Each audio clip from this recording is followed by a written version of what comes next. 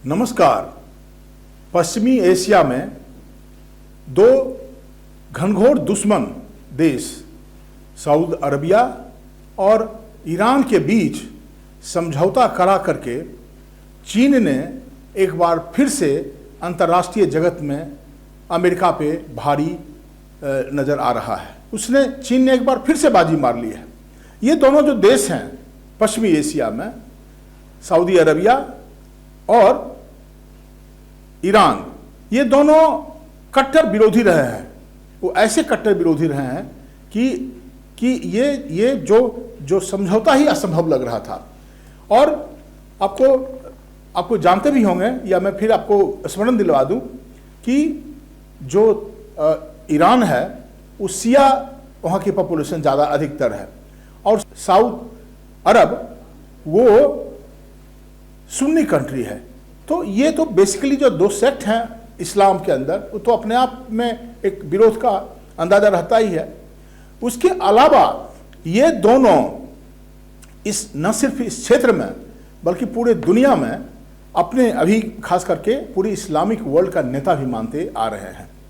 Saudi Arabia का तो दावा निश्चित रूप से एक तरह से स्वाभाविक है, क्योंकि वो तेल का अपार भंडार है वहाँ। दूसरी बात है, वहाँ पे जितने भी इस्लामिक जो मस्जिदें हैं, बड़े बड़े जो लोग जाते हैं वहाँ पर सिजदे करने के लिए, वो भी मौजूद है वहाँ। दूसरी तरफ ईरान जो है, जब से शाह ऑफ ईरान के खिलाफ वहाँ पे बगावत हुआ और अयतुल्ला खोमेनी जब वहाँ पर शासन में आए, तब से ईरान भी पूरे इस्लामिक वर्ल्ड का नेता बन गया था। अभी की जो कहानी है उसके पीछे सबसे बड़ा रहस्य ये है कि अमेरिका ट्रेडिशनली हमेशा सऊदी अरबिया का दोस्त रहा है। मैंने जैसे पहले कहा कि सऊदी अरबिया बहुत ही मतलब धनी देश है, इसलिए कि उसके पास तेल का अपार भंडार है। दूसरी तरफ तेहरान के पास गैस का अपार भंडार है। तो ये दोनों परस्पर जो दो विरोधी शक्तियां हैं, ये खबरों में बनते रहे हैं। और जब मैंने आज खबर देखा तो मुझे लगा कि नहीं, इसके ऊपर कुछ बातचीत होनी चाहिए। तो आज की समीक्षा में मैं इसी के ऊपर में विस्तार में बात करूंगा, और मैं हूं आपका पीसी सिंह। हम जानते हैं कि सऊदी अरबिया और तेहरान एक ऐसे समय में, सऊदी अरबिया हमेशा अमेरिका के पक्ष में बोलते आ रहा है, और सऊदी अरबिया को डर था कि जो ईरान में न्यूक्लियर प्लांट है, वो न्यूक्लियर पावर उसके पास इतना मजबूत है कि हमेशा सऊदी अरबिया को डर लगते रहता है कि ईरान कहीं हमारे यहाँ जो तेल के भंडार है उसको बम्बास्ट न कर दें। वो किसी हद तक जा सकता है। सऊदी अरबिया में ये फीलिंग रही हमेशा। और इसको चेकमेट करने के लिए, इसको कंट्रोल करने के लिए अमेरिका ने काफ़ी प्रयास किए। एक ज़माना था जब वेस्टर्न मुल्कों में, पश्चिमी देशों में, अमेरिका भी शामिल था और बाकी यूरोप के देश थे, और ईरान के बीच एक समझौता हुआ था कि आप इसका जो न्यूक्लियर पावर है आपके पास, इसका दुरुपयोग करने के लिए कोई काम नहीं करें। आप अपने डेवलपमेंट के लिए, एनर्जी के लिए जो काम करना हो करिए, और अगर आप ऐसा करते हैं, जैसे आप न्यूक्लियर बॉम्ब बनाने का कोशिश करते हैं, तो आसपास के मुल्कों को, खास करके सऊदी अरबिया को और इजराइल को बहुत खतरा हो सकता है, जो दोनों अमेरिका के अपने मतलब बहुत ही करीबी दोस्त रहे हैं। तो एक एकॉर्ड हुआ था, और जब बाद में जब प्रेसिडेंट डोनाल्ड ट्रंप बन के आए अमेरिका में, तो उस एकॉर्ड को उसे उन्होंने विड्रॉ कर लिया।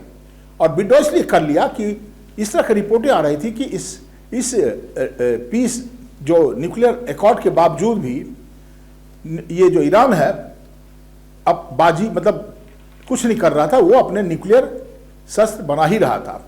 तो इसलिए काफ़ी खपा होकर के अमेरिकन प्रेसिडेंट ने उस एकॉर्ड से अपने को विड्रॉ कर लिया।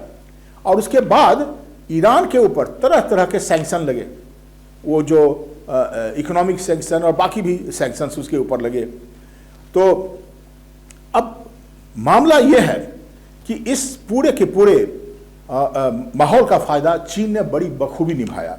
आपको स्मरण होना चाहिए, 1 महीना पहले जब तेल और गैस का कीमत आसमान छू रहा था, तो अमेरिकन प्रेसिडेंट बाइडेन ने वहाँ का विजिट किया था, वेस्ट एशिया का, और उन्होंने कहा था कि जो खास करके सऊदी अरबिया से, कि वहाँ पर जो गैस का कीमत बढ़ रहा है, ऊपर जा रहा है, उसको मैं कहूँगा कि आप इसको कम करने का कोशिश कीजिए। लेकिन हुआ उल्टा। बाइडेन के जाने के बाद ही तुरंत ही जो ये सऊदी अरबिया ने रसा के साथ, तेहरान ने, मतलब ईरान ने रसा के साथ समझौता कर लिया और उसको वो ये सप्लाई करते रहा। कहा यह भी जा रहा है कि ईरान जो है रसा को अस्त्र शस्त्र भी सप्लाई कर रहा है, जिसका उपयोग वो यूक्रेन वॉर में कर रहा है। तो इन सारी परिस्थितियों में जो चीन ने ये काम किया, अच्छा किसी को कानो कान खबर नहीं थी। अब भले कोई अमेरिकन सूत्र कहे कि हमको मालूम था, एक आध अमेरिकन अधिकारी ने, मैं पढ़ रहा था उसमें उन्होंने कहा कि हमको रिपोर्टिंग मिल रही थी, जो सऊदी अरब के हमारे लोग हैं या जो वहाँ के ऑफिसर्स हैं हमको अपडेट कर रहे थे। लेकिन यह बेजिंग में दोनों के बीच जो समझौता हुआ है वो एक बहुत ही अहम खबर है और कहा जा रहा है कि आने वाले दिनों में इसका जो फायदा है वो चीन को होगा।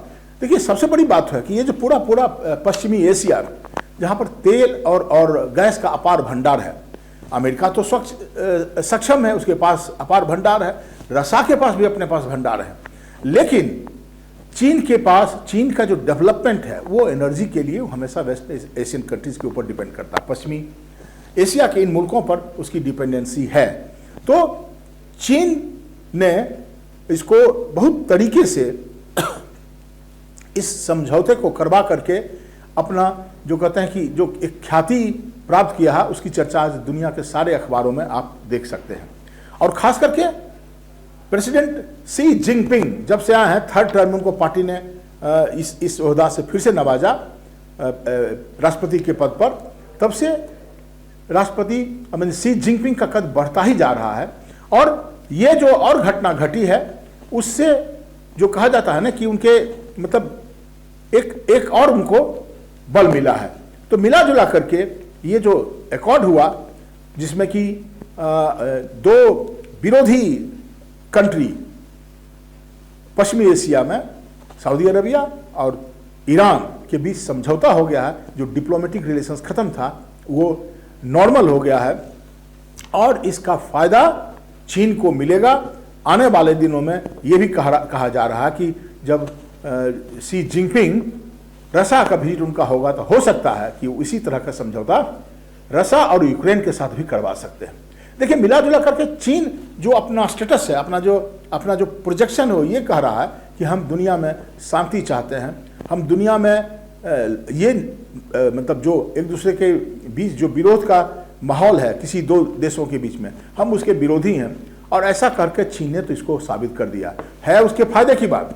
लेकिन अगर वो इस दोनों विरोधी देशों के बीच को बैठा करके एक टेबल पे और रिकॉर्ड करवा दिया है तो इसकी प्रशंसा तो करनी ही होगी और अमेरिकन स्कॉलर्स और एक्सपर्ट्स भी इसकी प्रशंसा कर रहे हैं। आप इससे इनकार नहीं कर सकते हैं। तो आज की बात मैं यही समाप्त करता हूं और फिर अगली बार जब मिलता हूं तो किसी और मुद्दे पर आपसे बातचीत करूंगा। धन्यवाद।